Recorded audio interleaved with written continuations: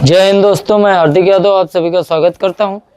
अब बोर्ड परीक्षाओं में चंद ही दिन बचे हैं, इसलिए आज से हम मैथ के कक्षा 10 के महत्वपूर्ण सवाल पढ़ेंगे। हर एक चैप्टर से 5 या 6 मोस्ट इम्पॉर्टेंट सवाल जो हर साल बोर्ड परीक्षा में पूछे जाते हैं, डेली आपको पढ़ाया जाएगा। जितने भी चैप्टर हैं पूरे सवाल बताए जाएंगे आपको, उनके सारे के सारे क्वेश्चंस कराए जाएंगे, बहुत ही महत्वपूर्ण।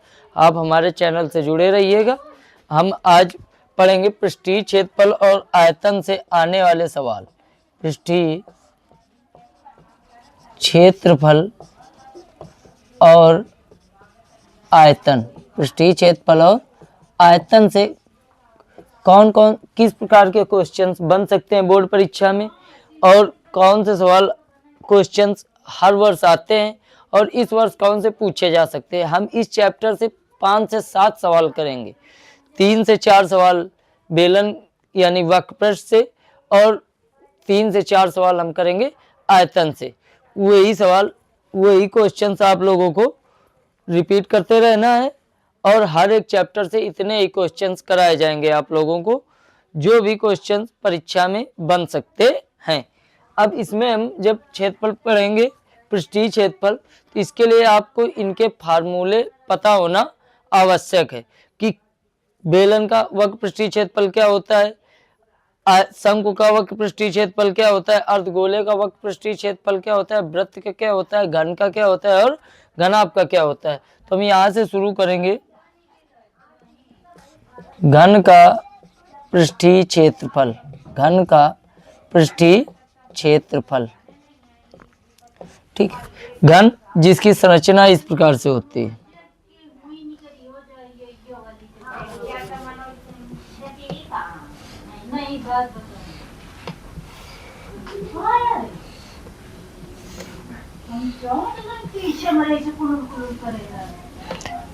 ये इस प्रकार से घन की संरचना होती है,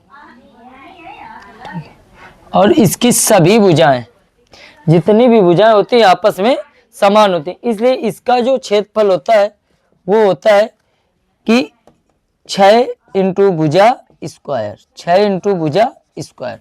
इसको हम ये भी लिख सकते हैं कि भुजा को हम ए से लिख दें तो 6 इंटू ए स्क्वायर। ये घन का पृष्ठीय क्षेत्रफल होता है। अब घन के बाद घनाभ आता है, ये आपका घन हो गया।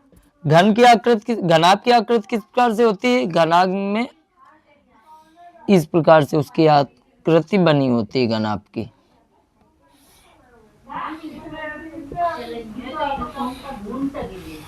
ठीक है, इसमें ये लेंथ होती है, ये चौड़ाई होती है और ये इसकी ऊंचाई होती है। इसमें तीनों अलग अलग। जो घनाभ का पृष्ठीय क्षेत्रफल होता है, घनाभ का पृष्ठीय क्षेत्रफल जो होता है वो होता है 2 ब्रैकेट में लंबाई गुणा चौड़ाई, लंबाई गुणा चौड़ाई, चौड़ाई गुणा ऊंचाई, चौड़ाई गुणा ऊंचाई प्लस ऊंचाई गुणा लंबाई। ये घनाभ का पृष्ठीय क्षेत्रफल होता है। घनाभ के बाद आपका आता है अर्धगोला, गोला, गोले का पृष्ठीय क्षेत्रफल, गोले का पृष्ठीय क्षेत्रफल, गोले का पृष्ठीय क्षेत्रफल या वक्र पृष्ठीय क्षेत्रफल, ठीक है। गोला ये इस प्रकार की बनावट का होता है, वृत्त के आकार का, लेकिन वृत्त नहीं होता क्योंकि गोले में केंद्र नहीं होता। तो जो गोले का पृष्ठीय क्षेत्रफल होता है वो होता है 4 pi R square, 4 pi R square. और अर्धगोले का तो इसका आधा कर दो। अर्धगोले का, गोले का पृष्ठीय क्षेत्रफल, अर्धगोले का पृष्ठीय क्षेत्रफल, इसका आधा 2 पाई आर स्क्वायर। इसके बाद वृत्त का क्षेत्रफल या आधार का क्षेत्रफल, वृत्त का क्षेत्रफल, वृत्त का क्षेत्रफल, वृत्त का क्षेत्रफल होता है पाई आर स्क्वायर, ठीक है। वृत्त में सेम डिजाइन, बीच में केंद्र हो जाएगा, जबकि गोले में केंद्र नहीं होगा। आर क्या है, त्रिज्या है।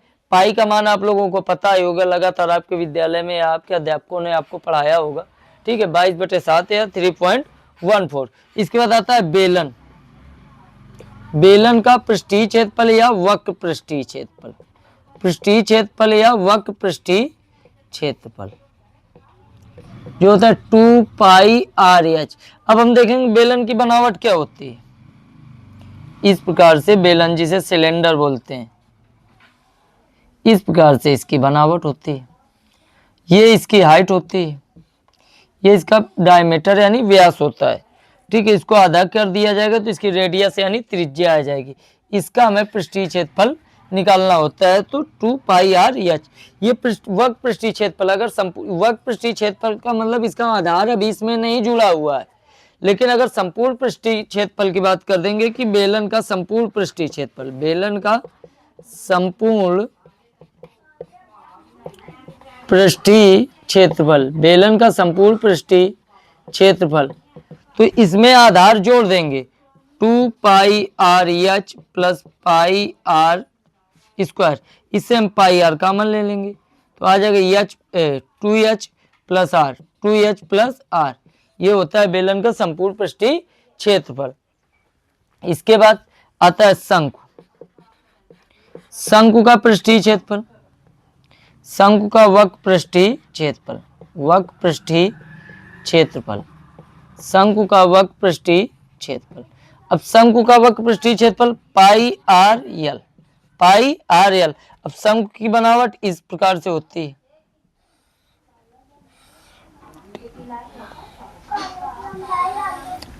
ये यल शंकु की तिर्यक ऊंचाई, ये एच ऊंचाई और ये आर त्रिज्या। ठीक है, तो यल तिर्यक ऊंचाई है। अब तिर्यक ऊंचाई यल बराबर सूत्र होता है तिर्यक ऊंचाई L is equal to under root पे H square plus R square, ये होता है। तो ये इतने सूत्र आप लोगों को इसके पृष्ठीय क्षेत्रफल के लिए याद रखना आवश्यक है। इससे कम से कम एक क्वेश्चन आपका अवश्य बनेगा, तो आप लोगों को ध्यान रखना है। आप इसे नोट भी कर सकते हैं, इसका स्क्रीनशॉट भी ले सकते हैं। अगर साफ विजुअल नहीं आ रहा है तो आप हमें कमेंट में बता सकते हैं। आप लोगों को ध्यान में रखकर पढ़ाई करने, चंद दिवस ही बच्चे हैं परीक्षा के लिए। ठीक है, तो प्रत्येक दिन डेली वीडियो आएगा मेरे चैनल पे, आप उसे देखिएगा। केवल वही क्वेश्चंस मैं डालूंगा जो बोर्ड परीक्षा में पिछले साल पूछे गए हैं या आगे पूछे जाने की संभावना है। बहुत ही ध्यान से आप लोगों को पढ़ना है। अब हम इस प्रश्नावली की, एनसीईआरटी प्रश्नावली, बहुत जरूरी कि आप जब भी हमारा वीडियो देखें तो अपनी बुक को खोल करके रखिए। ये एनसीईआरटी प्रश्नावली पृष्ठीय क्षेत्रफल आयतन की पहली अभ्यास होगी 12.1। इससे 3 से 4 क्वेश्चंस मैं आपको कराने वाला हूं इस अभ्यास से, जो पूछे जाने की संभावना है। इसकी दूसरी अभ्यास 12.2 से भी 3 से 4 क्वेश्चन कराऊंगा। टोटल 6 से 8 क्वेश्चंस आपको कराए जाएंगे, इससे पूछे जाएंगे। ठीक है, अब हम लोग आगे देखते हैं। ये आपका घन है, ये घनाभ है, ये बेलन है, ये गोला है, ये शंकु है। इन्हीं से आपको क्वेश्चन पूछे जाएंगे। आर त्रिज्या है, या ऊंचाई है और यल तिर्यक ऊंचाई है। अब हम देखते हैं आगे। आप एक बात याद रखना, इंसान नहीं बोलता है, उसका समय बोलता है, और जब समय बोलता है तो बहरा भी सुनता है। ये बात याद रखना कि आप अपनी मेहनत पूरी लगन से करिए, समय आने पर लोगों को जवाब मिल जाएगा। इसीलिए मैं कहता हूं कि इंसान नहीं बोलता है, उसका समय बोलता है, और जब समय बोलता है तो फिर बहरा भी सुनता है। आप अपनी मेहनत जारी रखिए, आपको किसी को कुछ भी जवाब नहीं देना। अगर कोई कुछ बोले तो आप सीधा मुस्कुरा कर उससे कहिए। अगर आपको कोई बोले आप काबिल नहीं हो तो आप उससे मुस्कुरा कर कहिए, इसका जवाब समय देगा। ठीक, अब आगे देखते हैं। ठीक, इसका पहला ही सवाल है जो वो बहुत इंपॉर्टेंट है। मैं सवाल लिखूंगा, ज़्यादा टाइम वेस्ट होगा, इसलिए मैं सवाल पढ़ता हूं और आपको अपनी बुक अपने पास रखनी है। सवाल है आपका, क्वेश्चन है, 2 घनों जिनमें प्रत्येक का आयतन 64 सेंटीमीटर क्यूब है। 2 घन है जिनमें प्रत्येक का आयतन 64 सेंटीमीटर क्यूब है, के संलग्न फलकों को मिला करके एक घनाभ बनाया जाता है। घनाभ का पृष्ठीय क्षेत्रफल ज्ञात कीजिए। ये आपका क्वेश्चन है कि 2 घन है जिनका दोनों का आयतन समान है, कितना 64 सेंटीमीटर क्यूब। अब इन दोनों घनों की भुजाओं को जोड़ दिया जाता है, इनको जोड़ करके एक घनाभ बनाया जाता है। बोल रहा है कि उस घनाभ का पृष्ठीय क्षेत्रफल ज्ञात कीजिए। तो प्रत्येक घन, दो घन है तो प्रत्येक घन का आयतन, घन का आयतन आपको दे रखा है कितना 64 सेंटीमीटर क्यूब।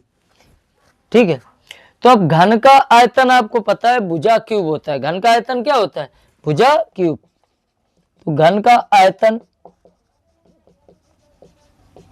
सूत्र लगाएंगे तो क्या हो जाएगा? भुजा क्यूब। हमें घन की एक भुजा ज्ञात करने की, कितनी है उसकी भुजा, आयतन कितना है 64, इधर भुजा क्यूब है। अब आपको पता होगा कि ये जो 64 64 है ये कितने का क्यूब होता है? 4 का। ये कितने का होता है? 4 का, बराबर भुजा क्यूब। अब घन की एक भुजा कितनी आ गई? 4 सेंटीमीटर। अब घन बनेगा 4 सेंटीमीटर, भुजा के दो घन है, दो घन है जिनके दोनों के आयतन समान है, तो दोनों की भुजाएं भी समान है। इसकी प्रत्येक भुजा कितनी है? 4। और एक और घन है ये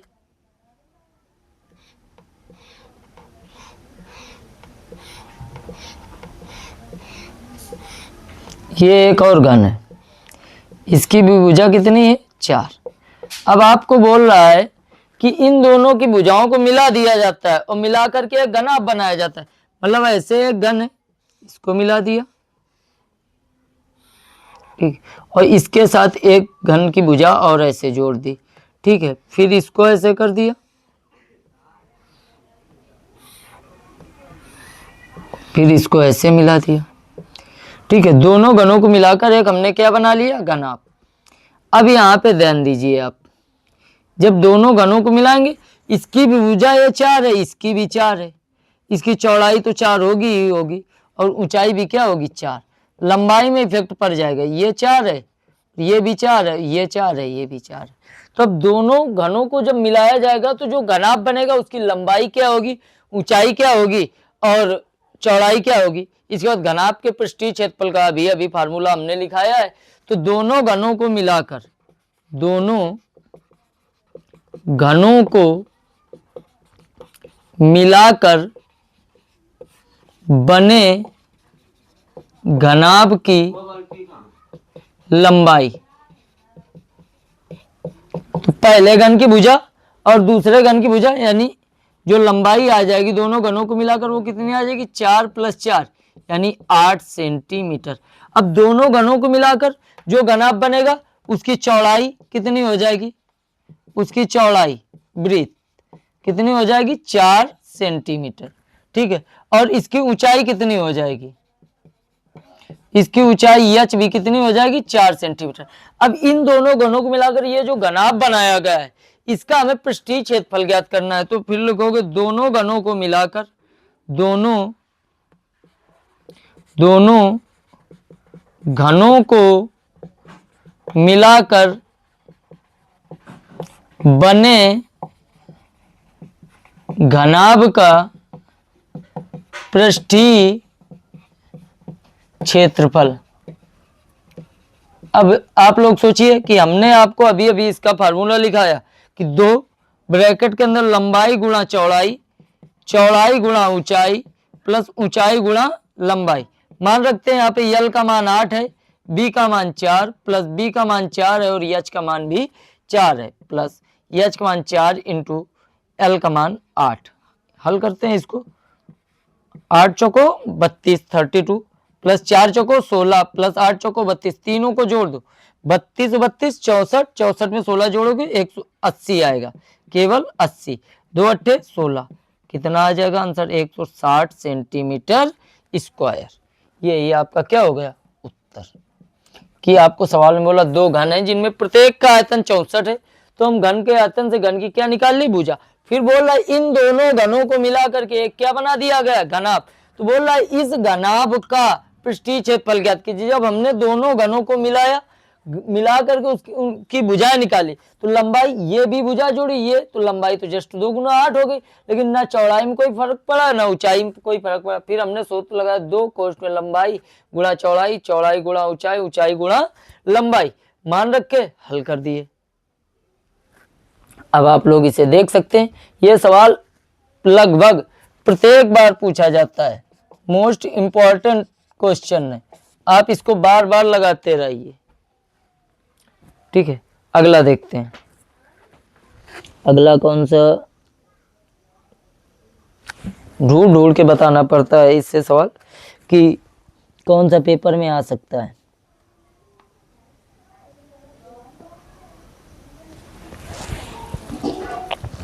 भुजा 7 सेंटीमीटर वाले एक घनाकार ब्लॉक के ऊपर एक अर्धगोला रखा हुआ है। अर्धगोले का अधिकतम व्यास क्या हो सकता है और इस प्रकार बने ठोस का पृष्ठीय क्षेत्रफल ज्ञात कीजिए। मतलब एक 7 सेंटीमीटर भुजा का घन है जिसके ऊपर एक अर्धगोला रखा गया है। पूछ रहा है उस अर्धगोले का अधिकतम व्यास क्या होगा और जो भी इसके बाद ठोस बनेगा उसका पृष्ठीय क्षेत्रफल आपको ज्ञात करना है। मतलब ये क्वेश्चन है आपका कि ये आपका कोई घन है, ये आपका क्या है, घन है। ठीक है, ये घन है, ये जो घन की भुजा है वो 7 सेंटीमीटर, मतलब इसकी प्रत्येक भुजा कितने की हुई, 7। इसकी किसी भी भुजा के ऊपर एक क्या रखा होगा, अर्धगोला ऐसे रखा होगा, अर्धगोला रखा होगा। तो बोल रहा है ये जो अर्धगोला रखा हुआ है इसका अधिकतम व्यास क्या होगा और इसके बाद ये जो ठोस बनेगा इसका पृष्ठीय क्षेत्रफल आपको निकालना है। तो घन की भुजा कितनी दे रखी है, घन की भुजा बराबर 7 सेंटीमीटर। तो जो घन की भुजा होगी वही अर्धगोले का अधिकतम व्यास होगा। तो अर्धगोले का अधिकतम व्यास, अर्धगोले का अधिकतम व्यास बराबर घन की भुजा बराबर घन की भुजा, क्योंकि उसका व्यास भी घन की भुजा के ही बराबर तो होगा। ये घन की भुजा के बराबर ही तो उसका व्यास है, तो कितना आ जाएगा व्यास बराबर 7 सेंटीमीटर। तो अब इसकी हम त्रिज्या निकालेंगे, अर्धगोले की त्रिज्या, अर्धगोले की त्रिज्या यानी आर का मान क्या हो जाएगा, सूत्र व्यास बटे 2। अब आर बराबर कितना आ जाएगा, 7/2, ये त्रिज्या आ गया। अब बोल रहा है अब ये जो आपका बना है ठोस इसका आपको पृष्ठीय क्षेत्रफल ज्ञात करना है। तो अब ये ठोस बना, इसका आधार भी मुन गया, तो जो घन का क्षेत्रफल है और गोले का क्षेत्रफल है अर्धगोले का, इन दोनों को जोड़ करके इसमें घन के आधार का या अर्धगोले के आधार का क्षेत्रफल हम घटा देंगे। तो ठोस का पृष्ठीय क्षेत्रफल, ठोस का पृष्ठीय क्षेत्रफल आपको ज्ञात करना है। क्या क्या है इसमें, घन का पृष्ठीय क्षेत्रफल, घन का पृष्ठीय क्षेत्रफल प्लस अर्धगोले का पृष्ठीय क्षेत्रफल, अर्धगोले का पृष्ठीय क्षेत्रफल माइनस ये जो अर्धगोला है इसके आधार का पृष्ठीय क्षेत्रफल, अर्धगोले के आधार का पृष्ठीय क्षेत्रफल, अर्धगोले के आधार का पृष्ठीय क्षेत्रफल, आधार का पृष्ठीय क्षेत्रफल, घन का पृष्ठीय क्षेत्रफल प्लस अर्धगोले का पृष्ठीय क्षेत्रफल माइनस अर्धगोले के आधार का पृष्ठीय क्षेत्रफल। घन का पृष्ठीय क्षेत्रफल क्या होता है, 6 इंटू भुजा स्क्वायर प्लस अर्धगोले का 2 पाई आर स्क्वायर, आधार और वृत्त का सेम होता है पाई आर स्क्वायर, 6 इंटू भुजा स्क्वायर प्लस 2 पाई आर में 1 पाई आर घटाओ दो तो पाई आर स्क्वायर आ जाएगा। अब इसका मान रखते हैं, 6 इंटू घन की भुजा कितनी है 7, इसका स्क्वायर प्लस पाई का मान 22/7 इंटू आर का मान 7/2, इसका भी हम क्या कर देंगे स्क्वायर, 6 इंटू 7 का वर्ग 49 प्लस 22/7 इंटू 7 का वर्ग 49 और 2 का वर्ग 4, 7 7 49, 2 दूनी 4, 11 दूनी 22। अब इसको हल करते हैं, 6 9 54 और 6 चौको 24 5 29, 294 प्लस 11 7 77/2, इसका भाग दे दो 294 प्लस 38.5। अब इसको जोड़ दो 0.5 8 4 12, 9 3 12, 1 13, 2 1 3, 332.5 सेंटीमीटर स्क्वायर। ये आपका उत्तर हो गया। तो ये दो सवाल इस अभ्यास से बहुत ही इंपॉर्टेंट है, हर प्रत्येक वर्ष बोर्ड परीक्षा में पूछे जाते हैं 4 या 6 नंबर में। आप इनको नोट कर सकते हैं या वीडियो को कई बार देख सकते हैं या आप इसका स्क्रीनशॉट ले सकते हैं। अब हम देखते हैं नेक्स्ट क्वेश्चन।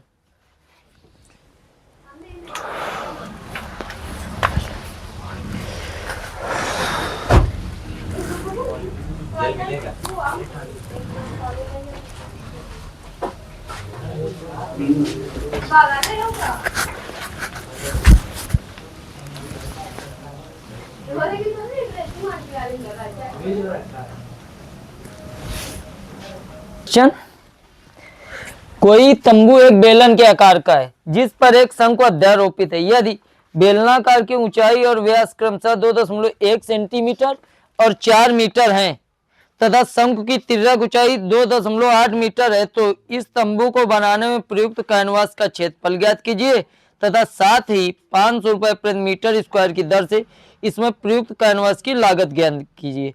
ध्यान दीजिए तंबू के आधार को कैनवास से नहीं ढका गया है, तो आधार का हम कुछ भी नहीं करेंगे। आप लोग जब भी ये वीडियो देखें तो अपनी बुक अपने साथ लेकर देखें, क्योंकि मैं सवाल बोर्ड में नहीं लिख रहा हूँ, ज़्यादा समय वेस्ट होगा, इसीलिए मैं सवाल पढ़ दे रहा हूँ। आप अपनी पुस्तक अपने पास रखिए, उससे देखिए 12.1 का 7 नंबर सवाल है एनसीईआरटी प्रश्नावली में कि कोई तंबू एक बेलन के आकार का है जिस पर एक शंकु अध्यारोपित है। यदि बेलनाकार भाग की ऊंचाई और व्यास क्रमशः 2.1 मीटर तथा 4 मीटर है तथा शंकु की तिर्यक ऊंचाई 2.8 मीटर है तो इस तंबू को बनाने में प्रयुक्त कैनवस का क्षेत्रफल ज्ञात कीजिए। साथ ही 500 रुपए प्रति मीटर स्क्वायर की दर से कैनवस को बनाने तंबू को बनाने में आई तंबू में प्रयुक्त कैनवस का लागत ज्ञात कीजिए। और ध्यान दीजिए कि तंबू का जो आधार है वो कैनवस से नहीं ढका गया, मतलब आपको बोल रहा है कि कोई तंबू है एक जो एक बेलन के आकार का है, ऐसे इसके ऊपर का भाग कैसा है, शंक्वाकार है, ठीक। और इसके बाद आपको बोल रहा है कि बेलनाकार भाग की ऊंचाई और व्यास क्रमशः, इसकी ऊंचाई 2.1 मीटर है और इसका व्यास जो है ये कितना है, 4 मीटर है, ये 4 मीटर है।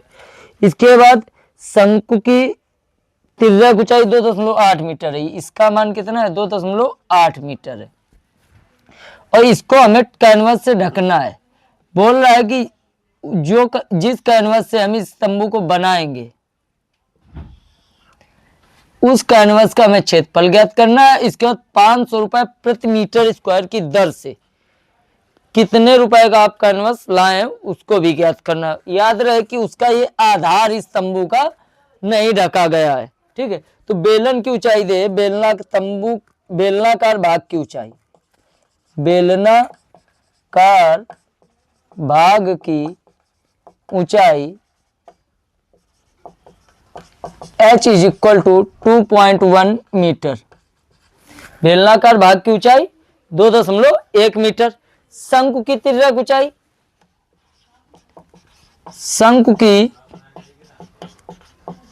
तिर्यक ऊंचाई L बराबर 2.8 मीटर और ये जो तंबू है, तंबू का व्यास कितना है, 4 मीटर। तंबू का व्यास बराबर 4 मीटर। तो हमें तंबू की क्या निकालनी, त्रिज्या, तंबू की त्रिज्या व्यास बटे